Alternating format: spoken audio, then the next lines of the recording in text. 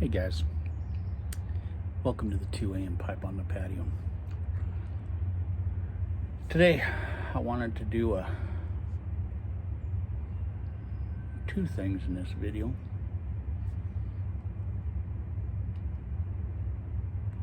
First off, I wanted to say thank you.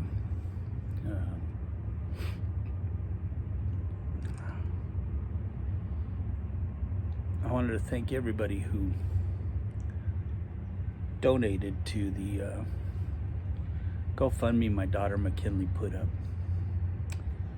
Try and do this without crying.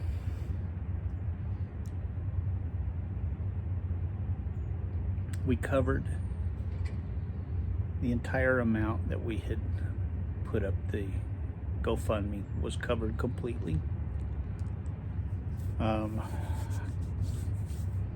And I want to thank everybody who donated, from the $5 donations to the big, huge donations that we got in.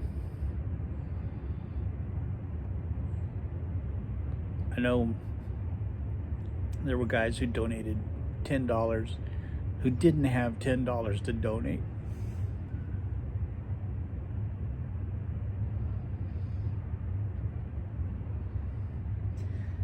And those donations meant the world to me.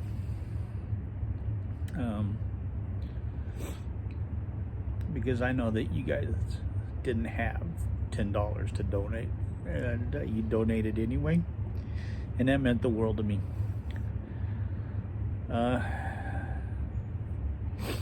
There were some guys who made donations that I didn't even know who they were, and I want to thank you guys.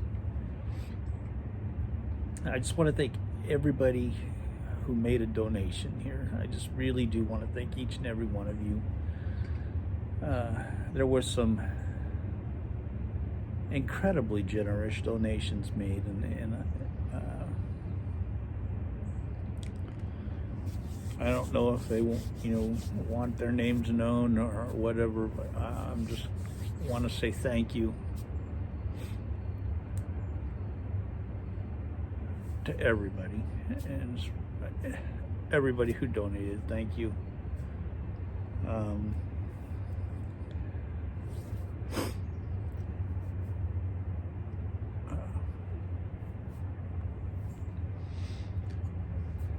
Clover is doing incredible.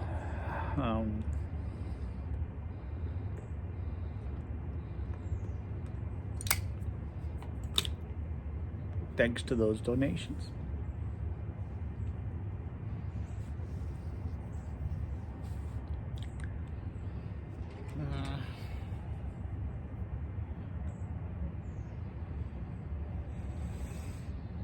My family was blown away once again by the generosity and the kindness shown by the YTPC.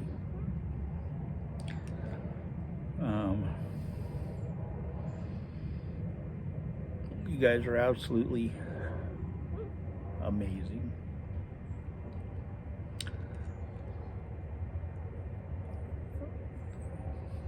We are 3 days post surgery, and Clover is just doing absolutely fantastic. She is, in fact, she's coming out here right now. Say hi. We can bring her. There she is right there. Oh, she's ready to go back in the house, I guess. But she is, bring her out on the grass. See her hopping around there. She's just doing wonderful. And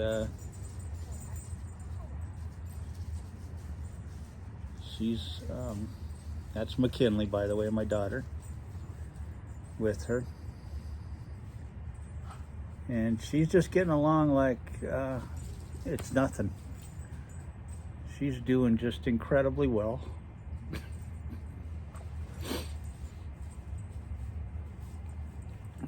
She will be laying on her bed and we'll say, you want to go out? And she just jumps up. I mean, she jumps up like it's nothing.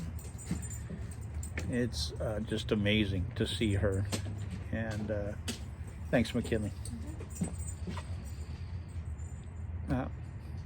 But you guys were instrumental in that, you guys who donated. And I just wanted to thank you for that. I wanted to give you an update on Clover. Let you know that she is doing magnificent. The first day, obviously, was a little rough. She could not, when we went to pick her up, she was hammered. I mean, she was hammered when we picked her up. She was just dragging her feet when we carried her out of there. She wouldn't even try and walk. And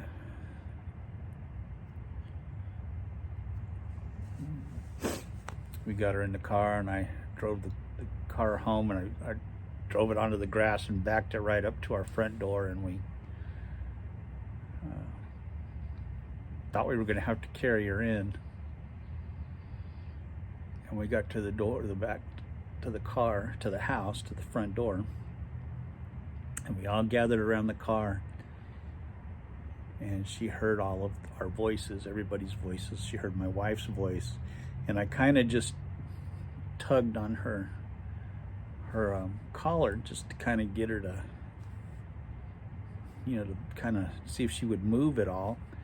She jumped up, jumped out of the car. You know, we're like, whoa, whoa, whoa.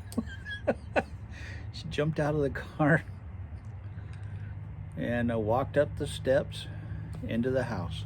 And we didn't have to carry her or anything. And then she just went and laid down on her bed and slept. We have a bed out here in the living room. A big, huge bed for the dogs that both of them can fit on. She slept on that bed, and Kodak went into, we have another bed in my wife and I's bedroom where they usually sleep.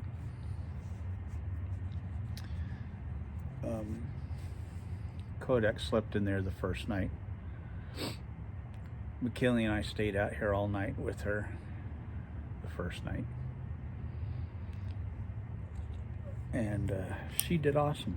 About 3 in the morning,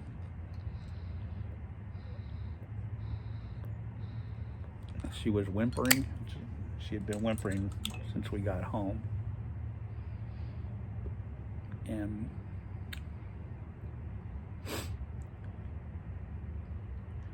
we brought her out back, and she loves to lay on the grass. And you know, some of you guys notice in the videos, she'll just lay down in the grass out here. So about 3 in the morning, we asked her if she wanted to go outside, and she jumped up. We came outside, and she laid down in the grass at 3 at night, just laid down in the grass.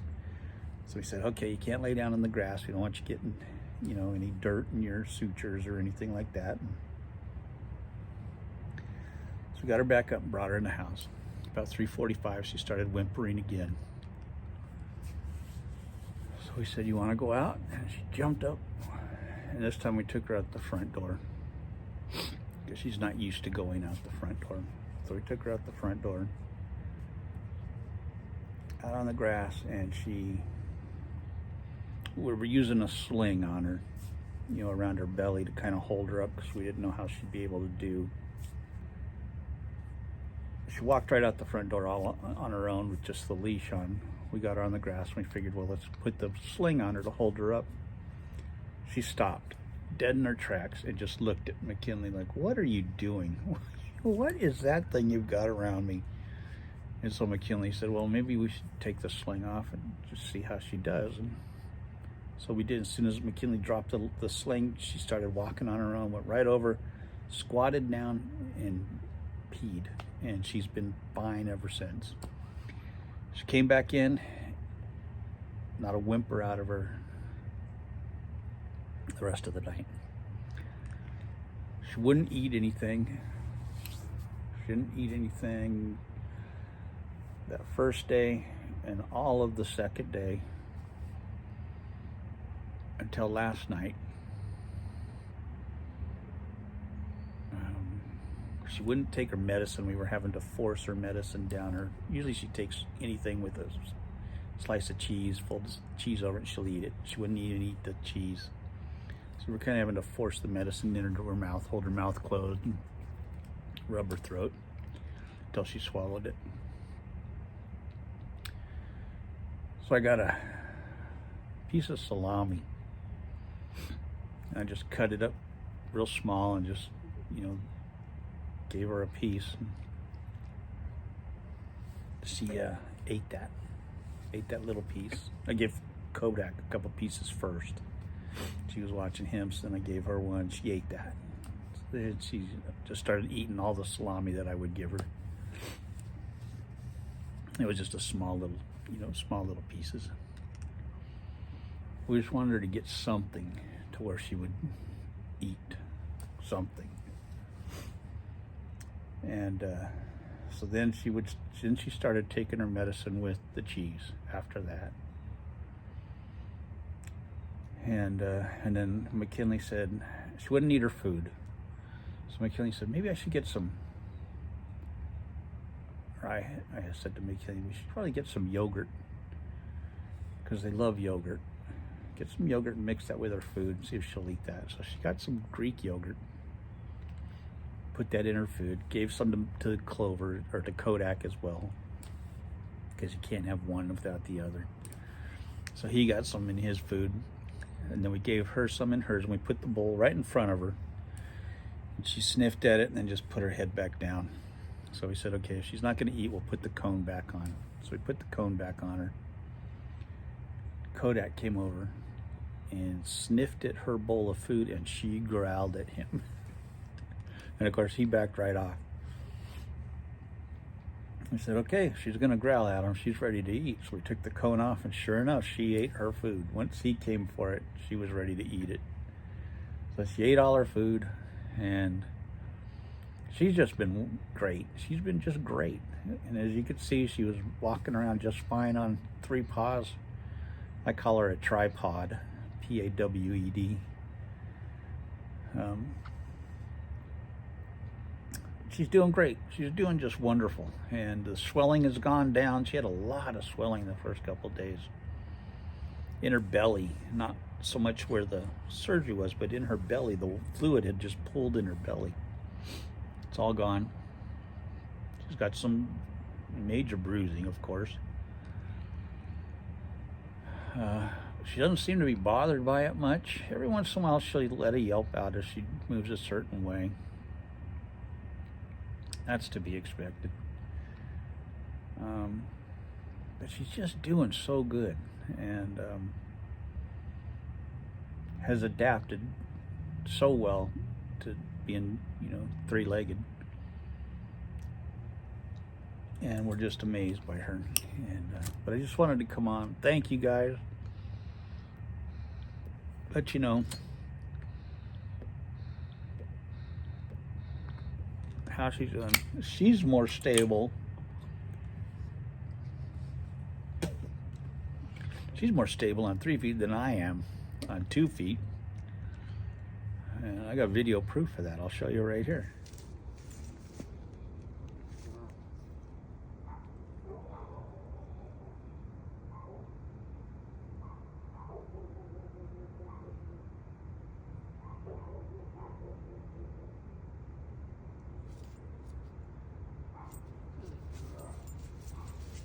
That's my girl.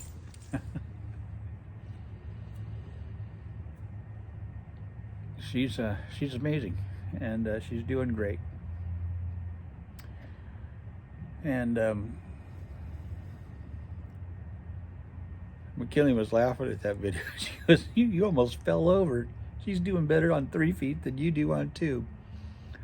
And well, anyway, I just want to thank you guys. I love y'all. Thank you so much. I really appreciate all the help you guys gave us.